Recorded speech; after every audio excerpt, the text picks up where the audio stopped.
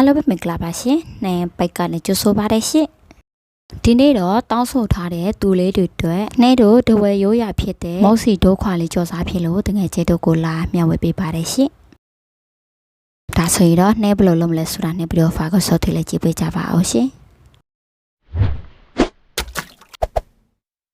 အရင်ဦးစိုးပကံလေးထဲကိုကောက်ညင်မုံညင်ထမင်းစားစွန်းဆက်စောစွာလောက်ထည့်ထားပေးလိုက်ပါတယ်ရှင်။ဆာမုံညင်ကိုတော့နှဲကထမင်းစားစွန်းတူစွန်းစွာတုပ်ပြထားတယ်ပေါ့နော်။တကယ်လို့ဒီနေရာမှာကိုကဆာမုံညင်ကိုမတုပ်ပြလဲရပါတယ်ရှင်။နှဲကတော့ဆာမုံညင်ကိုနည်းငယ်လေးတုပ်ပြထားတယ်ပေါ့နော်။ပြီးရင်တော့ဒီမုံညင်လေးထဲကိုဓနိတကြားထမင်းစားစွန်းလေးစွန်းစွာလောက်ထည့်ထားပေးလိုက်ပါတယ်ရှင်။တကယ်လို့ဒီနေရာမှာထန်းလေးရဲ့တကြားတို့အုံတကြားတို့ကိုလည်းတုပ်ပြလို့ရတယ်ပေါ့နော်။ပြီးရင်တော့တကြားဖြူကိုလည်းတုပ်ပြလို့ရပါတယ်ရှင်။တခြားထည့်ပြီးပြီဆိုရင်တော့မုံနှင်းလေးကိုတမတော့အောင်လုပ်ပေးလိုက်မယ်ပေါ့နော်။နှင်းခါဒီမွေသားလေးနဲ့လှုပ်ကြည့်ကြည့်တာမရဘူးပေါ့နော်။ဒါနဲ့နှင်းလဲလက်လေးနဲ့တတိချက်ချလေးမုံနှင်းရီလေးကိုခက်ပြပြနေထားလို့ထိလှုပ်သွားပေးလိုက်မယ်ပေါ့နော်။ပြီးရင်တော့ဒီမုံနှင်းလေးထဲကိုရေနည်းနည်းချင်းစီထည့်ပြီးတော့မုံနှင်းလေးခက်ပြပြနေထားလို့ထိလှုပ်သွားပေးရပါမယ်ရှင်။တကယ်လို့ကိုကဒီနေရာမှာအချိုပိုကြိုက်တဲ့ဆိုရင်တော့တကြားကိုပိုထည့်ယူနေပါတယ်ရှင်။နှင်းကတော့ပုံမှန်နေထားလို့ပဲထည့်ထားဖြစ်တယ်ပေါ့နော်။ခုဆိုရင်တော့နှင်းလောက်သွားပေးလိုက်တာမုံနှင်းရီလေးကခက်ပြပြလေးရလာပြီပေါ့နော်။ဒါဆိုရင်တော့ချစ်ထားတဲ့အုပ်ဖက်လေးကိုအုပ်သီးကြိုလေးလာကြိုပေးလိုက်မယ်ပေါ့နော်။ဒီအုပ်သီးလေးထဲကိုတော့ဓနိတကြားထမဲစားစွန်းတစ်စွန်းစာထည့်ထားပေးလိုက်ပါတယ်ရှင်။တခြားဖြူကိုတော့ထမဲစားစွန်းနှစ်စွန်းစာထည့်ထားပေးလိုက်ပါတယ်ရှင်။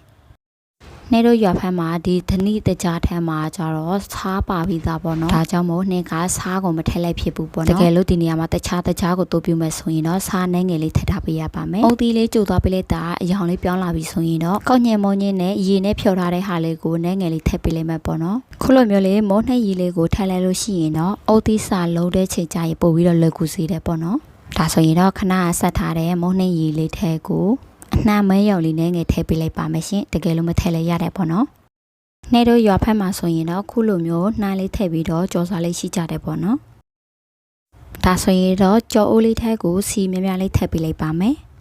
စီပူလာပြီဆိုတာနဲ့ခဏမုံနှင်းရီလေးကိုလိုအပ်သလောက်ထည့်ပေးလိုက်ပါမယ်ဒီနေရာမှာကျတော့မီးကိုရှော့ထားပေးရပါမယ်ရှင်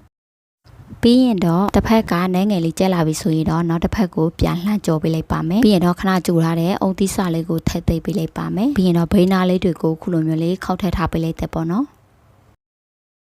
ပထမဆုံးတော့ဒီမုတ်လေးကို90ရာခိုင်နှုန်းလောက်ပဲကျက်လာအောင်ကြော်ထားပေးလိုက်မယ်ပေါ့နော်ပြီးတော့မှနှိတ်ကနောက်တစ်ခေါက်ပြန်ကြော်မယ်ပေါ့နော်ကြော်သွားပေးလိုက်လို့90ရာခိုင်နှုန်းလောက်ရှိပြီဆိုရင်တော့သူ့ကိုဆက်ထုတ်ပြီးတော့စီဆက်ထားပေးလိုက်ပါမယ်နှိတ်ကဗီဒီယိုဖိုင်တာအရှိမှကြော်လို့တစ်လုံးပဲလုပ်ပြထားပါတယ်ရှင်ဒါကြတော့အုံသီးစာမကြိုက်တဲ့သူတွေအတွက်ပေါ့နော်နှိတ်တို့ရဖက်မှာဆိုရင်ခုလိုမိုးစီပြလေးလည်းကြော်တယ်ပေါ့နော်ပြီးရင်တော့အုံသီးစာတိတ်ပြီးတော့လည်းကြော်စားလေးရှိကြတယ်ပေါ့နော်ဒီမုတ်စီပြလေးကိုတော့တခါတည်းကြက်သွားအောင်နှင်ကကြော်ပေးလိုက်ပါတယ်ရှင်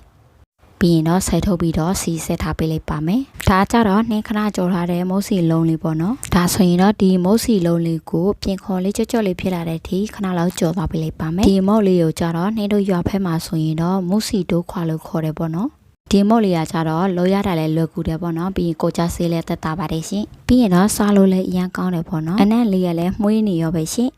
ခုဆိုရင်တော့နှင်းကြော်သွားပေးလိုက်တာမုတ်စီကြော်လေးကတော့စားဖို့စင်တဲ့ဖြစ်နေပြီပေါ့နော်ဒါဆိုရင်တော့ဒီနေ့တော့ဒီလောက်လေးပါပဲရှင်နှင်းဗီဒီယိုဖိုင်ကိုကြည့်ရှုအားပေးတဲ့တယောက်ချင်းစီတိုင်းကိုလည်းကြည့်စုအများကြီးတက်ပါတယ်ရှင်နှင်းပိတ်ကိုလည်း like and follow လေးလုပ်ပေးကြပါအောင်ရှင်အားလုံးပဲတတာ